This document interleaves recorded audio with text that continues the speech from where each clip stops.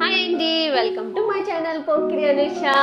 ఇవాళ ఇంకొక రెసిపీతో, కొత్త రెసిపీతో వచ్చేసాను మీ ముందుకు.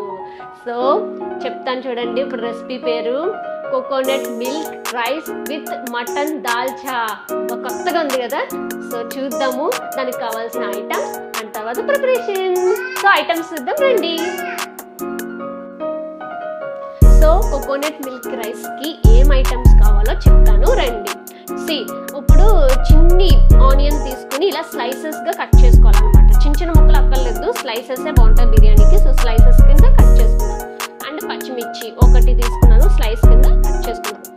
మీకు ఇష్టమైతే 2-3 వేసుకోవచ్చు, మేము స్పైసీ కొంచెం తక్కువ కదా. ఆయిల్, తర్వాత మసాలా ఐటమ్స్, బిర్యానీ ఆకు, తర్వాత మరాఠీ మొగ్గ, తర్వాత యాలకులు 2, తర్వాత మిరియాలు, తర్వాత దాల్చిన చెక్క 1 or 2, తర్వాత జాపత్రి ఇలాగా మసాలా ఐటమ్స్ తీసుకున్నాం అనమాట. తర్వాత కొంచెం గీ. యాక్చువల్లీ బిర్యానీలో కొంచెం గీ తీసుకుంటే బాగుంటుంది, కొంచెం ఫ్లేవర్ బాగుంటుంది అనమాట. కొంచెం వేసుకుంటాము. తర్వాత సాల్ట్, 1 టీ స్పూన్ సాల్ట్, తర్వాత చిటికెడు పసుపు. బిర్యానీలోకి స్పైసెస్ వేయక్కర్లేదు, సో అందుకని ఈ 2 తీసుకున్నాం. తర్వాత రైస్ నేను ముందుగా నానబెట్టుకున్నాను అనమాట. 2 గ్లాస్ ఆఫ్ రైస్ నానబెట్టుకున్నాను. 2 గ్లాస్ ఆఫ్ రైస్ నానబెట్టుకున్నాను కాబట్టి తర్వాత ఇది చూడండి, ఇదిగోండి కోకోనట్ మిల్క్ అన్నమాట. కోకోనట్ మిల్క్ ఈస్టర్న్ బ్రాండ్ నేను యూస్ చేస్తున్నాను. ఇది వచ్చేసి 1 గ్లాస్ వచ్చింది అనుకోండి, 3 గ్లాసెస్ వాటర్ వేసుకోవాలి. అంటే మనకు టోటల్గా 4 గ్లాసెస్. 2 గ్లాసెస్ బియ్యం తీసుకున్నాం కాబట్టి మనకి 4 గ్లాసెస్ ఆర్ 4.5 గ్లాసెస్ వాటర్ కావాలి. సో వాటర్ బదులు మిల్క్ 1 గ్లాస్ వచ్చింది అనుకోండి, 3 గ్లాసెస్ ఆఫ్ వాటర్ వేసుకోవాలి. అదే 2 వచ్చింది అనుకో, ఫర్ సపోజ్ ఈ మిల్క్ 2 వచ్చింది అనుకో, ఇంకొక 2.5 వాటర్ వేసుకుంటాం అనమాట. అలా మాట. ఇది డిపెండ్స్ అపాన్ ఈ మిల్క్ బట్టి ఉంటుంది. సో ఇప్పుడు కర్రీకి చూద్దాము రండి. సో ఇప్పుడు మటన్ దాల్చాకి చూద్దాము రండి. మటన్ ముందుగా మనం వాష్ చేసుకుని పెట్టుకున్న మటన్ అనమాట. సో ఇది మటన్. తర్వాత కారం 1 teaspoon or 2 teaspoon. తర్వాత కొరియాండర్ పౌడర్, స్పైసెస్ మాట అన్నీను. తర్వాత గరం మసాలా. తర్వాత ఇది శనగపప్పు అండి, పచ్చి శనగపప్పు. ఈ పచ్చి శనగపప్పు ఇదిగోండి, ఈ గ్లాస్తో 1.5 నానబెట్టుకున్నాను అనమాట. 1.5 ఒక అరగంట ముందు నానబెట్టుకుంటే బాగా ఉడుకుతుందని. సో పచ్చిగా ఉండదు కదా, అందుకని అరగంట ముందు నానబెట్టుకున్నాను. తర్వాత ఇవి వచ్చేసి ఇందులోకి ఎక్కువ వేసుకోకర్లేదు. బిర్యానీ ఆకు, యాలక్కాయలు, తర్వాత యాలక్కాయలు కాదు, లవంగ మొగ్గలు, తర్వాత మిరియాలు. కొంచెం స్పైసెస్ ఎక్కువ వేసుకోకర్లేదు. తర్వాత ఇందులో చూడండి, ఇగోండి పెద్ద సైజ్ ఆనియన్, దీన్ని స్లైసెస్ కింద కట్ చేసుకున్నాను. కరివేపాకు, టమాటా వచ్చేసి ఒక 2 మీడియం సైజ్ టమాటా తీసుకుని ఇలాగా చిన్న ముక్కలుగా కట్ చేసుకున్నాను. ఇది వచ్చేసి ఏంటనుకుంటున్నారు, సొరకాయని ఒక 1/2 పీస్ ఇలా ముక్కల కింద కట్ చేసుకుని పెట్టుకోండి. కొత్తిమీర, చిల్లీస్ మీ ఇష్టం. నేనైతే 2-3 తీసుకున్నాను. తర్వాత వచ్చేసి చింతపండు అండి. చింతపండు ముందుగా కొంచెం ఒక వేడి నీళ్ళలో నానబెట్టుకుంటే బేగా నానుకోతుంది కాబట్టి చింతపండు కొంచెం నానబెట్టుకుని ముందుగా ఉంచుకున్నాను. తర్వాత అల్లం వెల్లుల్లి పేస్ట్. అంతే అండి, ఇవే ఐటమ్స్ కర్రీకి. సో మీరు కూడా వెయిట్ చేస్తున్నారు కదా ప్రిపరేషన్ కోసం. సో ప్రిపరేషన్ చూద్దాము రండి. ఫస్ట్ కోకోనట్ మిల్క్ రైస్ అన్నమాట.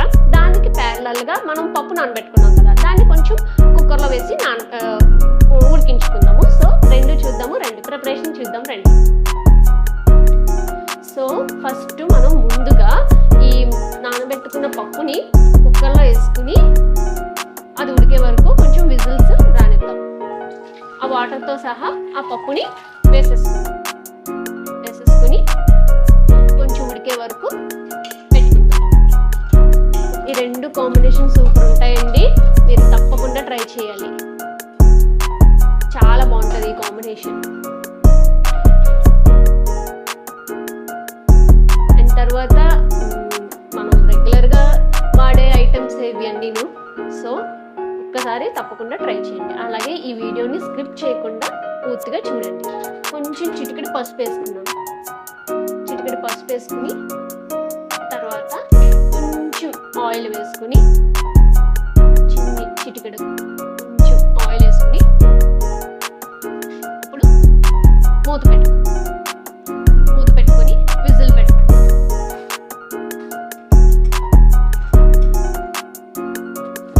విజిల్ పెట్టుకుని ఒక 4 విజిల్స్ రావాలి. అప్పుడే పప్పు కొంచెం ఉడుకుతుంది మనకి.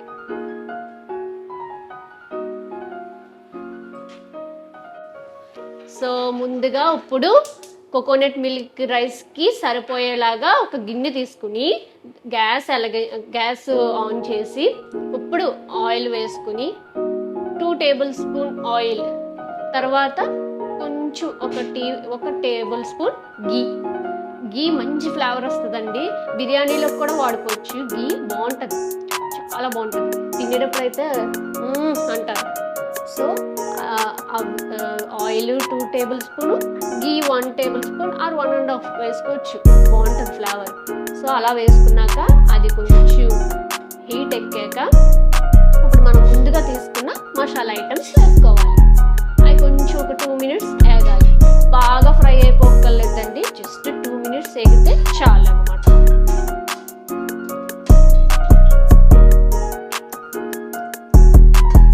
కోకోనట్ మిల్క్ రైస్ చాలా ఇష్టం అండి నాకు, బాగుంటుంది.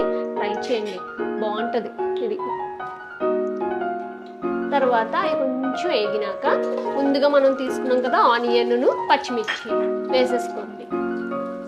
ఇవి ఆనియన్స్ బాగా ఇవి ఫ్రై అయిపోకలేదు, అంటే బాగా ఫ్రై అయిపోయి బ్రౌనిష్గా వచ్చేయక్కర్లేదు. అలా ఫ్రై అయితే చాలు. బిర్యానీలో బాగా ఎగిపోయినాయి అనుకోండి, బిర్యానీ ఫ్లేవర్ అంతా పోతుంది అనమాట. ఐ మీన్ ఆ కోకోనట్ మిల్క్ రైస్ ఫ్లేవర్ అంతా పోతుంది. సో అవి కొంచెం లైట్గా వేగాలన్నమాట. లైట్గా వేగితే చాలు. అవి వేగినాక తర్వాత వచ్చేసి మనం ముందుగా నానబెట్టుకున్నాం కదా 2 గ్లాస్ ఆఫ్ రైస్, ఆ రైస్ని వేసుకుంటాం.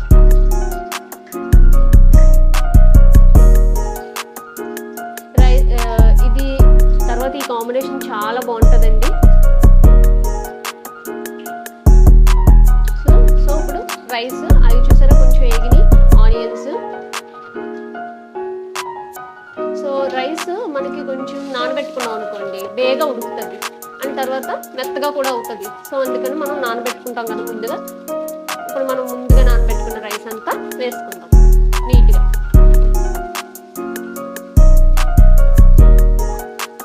ఈ కోకోనట్ మిల్క్ రైస్ చేసుకోవడం చాలా ఈజీ అనమాట.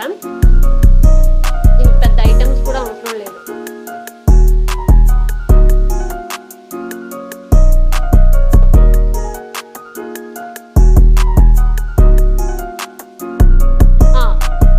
రైస్ వేసుకున్నాం కదా, ఒక్కసారి మిక్స్ చేసుకుందామండి. ఆయిల్ గీ దానికి పట్టేలా ఒక్కసారి జస్ట్ ఇలా తిప్పుకుని తర్వాత వచ్చేసి మనం మిల్క్ వేసుకుందాం. నాకు వచ్చేసి ఈ మిల్క్ 1.5 వచ్చిందండి. సో 1.5కి ఎంత వేసుకోవాలో ఏంటో మీకు క్లియర్గా చెప్తాను. అగోండి ఇప్పుడు కోకోనట్ మిల్క్ రైస్ వేసుకుంటున్నాను. 1 గ్లాసు ఇది, తర్వాత 1/2 గ్లాస్, నాకు 1.5 వచ్చింది. ఇందాక మీకు డబ్బా చూపించాను కదా, ఆ డబ్బాతో నాకు 1.5 వచ్చింది అనమాట. ఇప్పుడు మనం ఎన్ని వేసుకోవాలి? టోటల్ మీకు 4.5 చెప్పాను కదా. సో 1.5 వేసుకున్నాం ఆల్రెడీ మిల్క్. ఇప్పుడు ఎన్ని వేసుకోవాలి? వాటర్ 3 వేసుకోండి. 3 గ్లాస్ ఆఫ్ వాటర్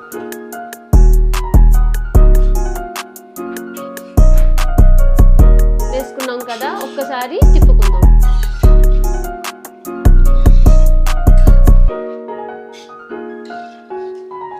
సో అలాగా 4.5 అయినాయి అనమాట.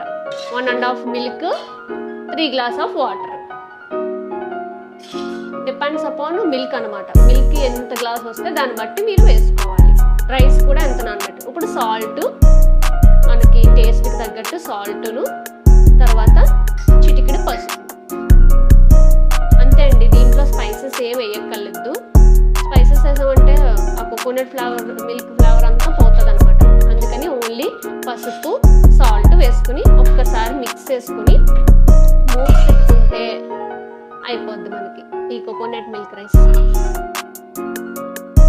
మంట కూడా అండి ఫస్ట్ మీడియం ఫ్లేమ్లో పెట్టుకోండి. తర్వాత ఉడికే కొద్ది తగ్గే వరకు అప్పుడు మనం సిమ్లో పెట్టుకోవాలి. ఇప్పుడైతే మీడియం ఫ్లేమ్లో పెట్టుకోవాలి. ఇప్పుడు ఒకసారి మనం కోకోనట్ మిల్క్ రైస్ని తిప్పుకొని మధ్యలో ఒకసారి మళ్ళీ మూత పెట్టుకోండి.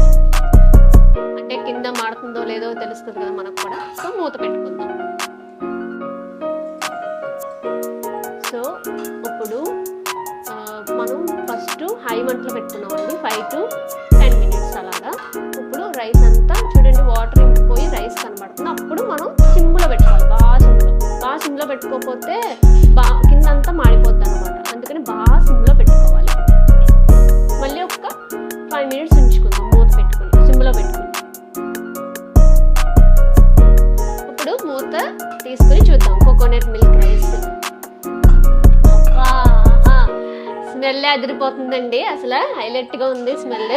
ఇప్పుడు టేస్ట్ చేద్దాము, అంటే సాల్ట్ సరిపోయిందా లేదా అని టేస్ట్ చేద్దాము. అలాగే ఉడికిందా లేదా కూడా చూసుకుందాము.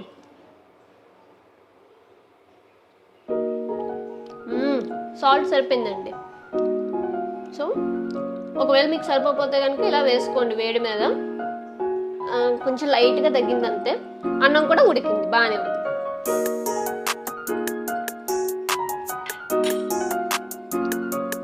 బాగుంది. ఇది వచ్చేసి చిన్న రైస్ కాబట్టి అండి అన్నిసార్లు తిప్పి మీకు చూపించాను. అదే బాస్మతి రైస్ అనుకోండి అన్నిసార్లు తిప్పకూడదు. తిప్పితే అదేంటంటే ఉడికినందుకు అది స్మాష్గా అయిపోతుంది. ఒక్కసారి తిప్పుకుని మధ్యలో మళ్ళీ లాస్ట్లో తిప్పుకుంటే సరిపోద్ది. ఇది చిన్న రైస్ కాబట్టి అన్నిసార్లు తిప్పానండి. సో అయిపోయింది నాకు కోకోనట్ మిల్క్ రైస్. తర్వాత మటన్ దాల్చా ప్రిపరేషన్ చూద్దాము రండి. ముందుగా కుక్కర్ తీసుకుని గ్యాస్ వెలిగించుకుని తర్వాత ఆయిల్ వేసుకుందాం. ఆయిల్ కొంచెం హీట్ ఎక్కే వరకు వెయిట్ చేద్దామండి, ఒక 2 minutes. ఆయిల్ హీట్ ఎక్కాక తర్వాత మనం ముందుగా తీసుకున్న మసాలా ఐటమ్స్ అన్నీ వేసుకుందాం. అదే బిర్యానీ ఆకు, దీనికి యాక్చువల్లీ ఎక్కువ అవసరం లేవండి. బిర్యానీ ఆకులు, మిరియాలు, జస్ట్ లవంగ మొగ్గలు అంతే. అవి జస్ట్ ఫ్రై 2 minutes అంతే. ఎక్కువ ఫ్రై అయిపోయినా మళ్ళీ మాడిపోతాయి. సో అందుకని కొంచెం ఫ్రై అయినాక మనం ముందుగా తీసుకున్న కరివేపాకు ఫస్ట్ వేసుకుంటే ఫ్లేవర్ బాగుంటుంది. కరివేపాకు, తర్వాత పచ్చిమిర్చి మీకు ఇంకా కావాలంటే వేసుకోండి. నేను 3 or 2 వేసుకున్నాను. తర్వాత ఆనియన్ వచ్చేసి పెద్ద ఆనియన్ తీసుకున్నాను నేను, స్లైసెస్ కింద కట్ చేసుకున్నాను. ఇవి కొంచెం ఫ్రై అవ్వాలి, బాగా మాడిపోకలేదు. కొంచెం ఫ్రై అవుతే ఆయిల్లో సరిపోతుంది. ఇప్పుడు ఆనియన్స్ కొంచెం వేగినాక 1 teaspoon అల్లం వెల్లుల్లి పేస్ట్. అది పచ్చివాసన అంతా మనకి పోయే వరకు, ఆయిల్ తేలే వరకు మనం ఫ్రై చేసుకోవాలి. పచ్చిగా ఉండిపోతే కర్రీకి అస్సలు అంటే బాగోదండి. సో అందుకని ఒకసారి కలుపుకొని మూత పెట్టుకుందాం, అది పచ్చివాసన పోయే వరకు. సో మూత తీసుకుని చూసుకుందాము. అల్లం వెల్లుల్లి పేస్ట్ బాగా వేగిందండి. బాగా మరీ ఎక్కువ ఎగితే మాడిపోద్ది. సో బాగా ఎగింది, పచ్చివాసన అంతా పోయింది అనమాట, ఆయిల్ తేలింది. ఇప్పుడు మనం చిటికెడ పసుపు వేసుకుంటాం. పసుపు మంచిది కదండి హెల్త్కి, యాంటీబయాటిక్ కూడాను. సో అన్ని కూరల్లోనూ నేను పసుపు వాడతాను అనమాట. కొంచెం చిటికెడ పసుపు. తర్వాత మనం ముందుగా తీసుకున్న ఒక మీడియం సైజు టమాటాలు, అవి ముందుగా కట్ చేసుకున్నాం కదా, మనం పెట్టుకున్నాం కదా, ఆ టమాటాలు వేసుకుని అవి కొంచెం మగ్గే వరకు ఉందాం. టమాటా మగ్గాలి అందులో. సో ఒకసారి అలా తిప్పుకొని మూత పెట్టుకుంటాం. సో ఇప్పుడు మనం చూసుకుందాము. అవ్వండి టమాటా కూడా లైట్గా మగ్గింది. టమాటా మగ్గినాక బాగా కొంచెం తర్వాత స్పైసెస్ మనం ముందుగా తీసుకున్నాం కదా, అన్ని స్పైసెస్ లైట్గా వేసుకుందాం. ఈ కర్రీ చాలా బాగుంటుందండి, చాలా బాగుంటుంది. మీరు తప్పకుండా ట్రై చేయండి.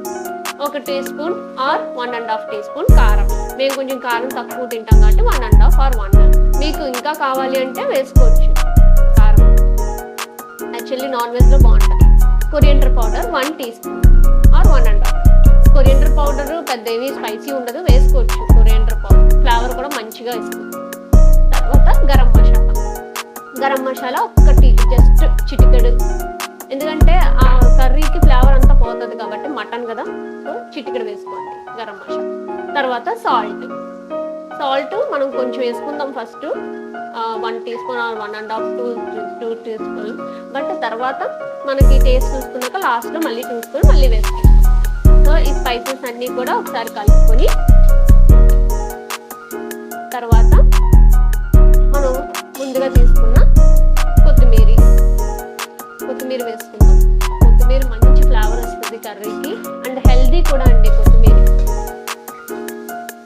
కొరియాండర్ చాలా హెల్దీ అనమాట. తర్వాత మటన్ మనం ముందుగా వాష్ చేసుకుని పెట్టుకున్నాం కదా, మటన్ తీసుకుని వేసుకుందాం. అన్నీ కలిసేటట్టుగా కలుపుకుని మటన్కి అంతా పట్టేటట్టు కలుపుకోవాలి.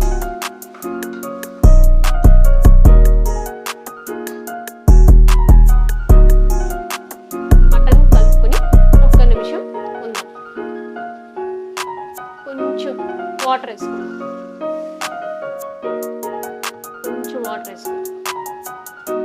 వాటర్ వేసుకుని ఇప్పుడు మూత పెట్టుకుని విజిల్స్ రావాలి. ఒక 4 విజిల్స్, ఒక 4 విజిల్స్ వచ్చే వరకు, మటన్ ఉడకాలి కదా, సో అందుకని ఒక 4 విజిల్స్ వచ్చే వరకు మూత పెట్టుకుందాం. విజిల్స్ అన్నీ అయిపోయినాయండి. ఇప్పుడు మనం చూసుకుందాము. మటన్ ఆల్మోస్ట్ కొంచెం ఉడికిపోయింది. ఇంకొకసారి ఏమైనా మీకు డౌట్గా అనిపిస్తే కనుక ఇంకొక 1 or 2 విజిల్స్ పెట్టుకోండి. ఎందుకంటే మటన్ ఉడకపోతే మళ్ళీ ప్రాబ్లమ్స్ అన్నీ వస్తాయి మనకి. సో అందుకని మటన్ ఉడికేలాగా చూసుకోండి. తర్వాత మటన్ మాకైతే ఉడికిపోయింది. సో ఇప్పుడు సొరకాయ ముక్కలు, ముందుగా మనం కోసుకున్న సొరకాయ ముక్కల్ని వేసుకొని ఒకసారి అంతా తిప్పుకుని అంతా తిప్పుకుని కలిసేలాగా ముక్కలన్నీ మూత పెట్టుకుందాం.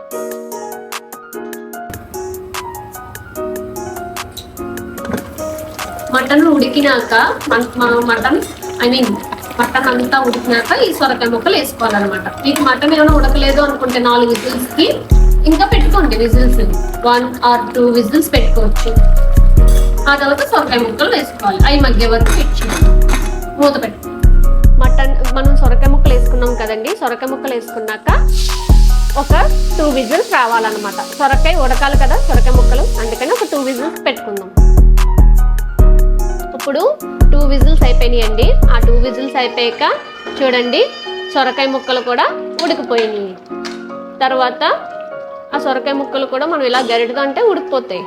సో తర్వాత మనం ముందుగా తీసుకున్నాను కదా చింతపండు నానబెట్టుకుని చెప్పాను కదా, అది గుంజి వేసుకోవాలన్నమాట. చింతపండు పిప్ప అంతా తీసేసి ఆ గుంజి వేసుకోవాలి, ఆ రసం వేసుకోవాలి.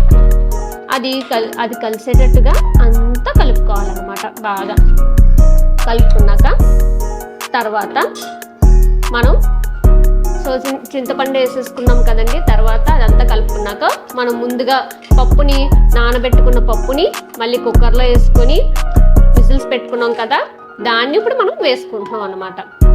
చూడండి పప్పు అంతా మెత్తగా అయిపోయింది. అలాగా మెత్తగా వేసుకున్నారనుకో బాగుంటుంది అనమాట. టేస్ట్ కూడా చాలా బాగుంటుంది. సో అందుకే మనం నానబెట్టుకున్నాం, అలాగే కుక్కర్లో కూడా కొంచెం పెట్టుకున్నాం. పప్పు అంతా మెత్తగా అయిపోయింది. ఆ పప్పు అంతా వేసేసుకుందాం. అదంతా ఒకసారి కలుపుకుందాం. నీట్గా కలుపుకొని కొన్ని వాటర్ వేసుకుందాం. ఆ మిగిలిన పప్పులో కొంచెం వాటర్ వేసుకుని ఆ వాటర్ వేసుకుంటే ఫ్లేవర్ బాగుంటుంది. అంతా మిక్స్ చేసుకుంటాం. బాగా మిక్స్ చేసుకోవాలన్నమాట.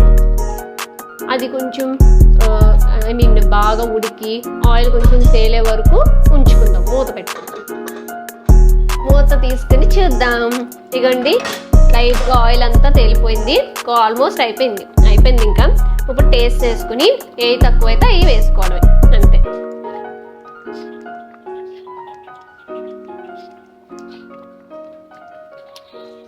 నాకైతే అన్నీ సరిపోయినాయి. బాగుంది కర్రీ.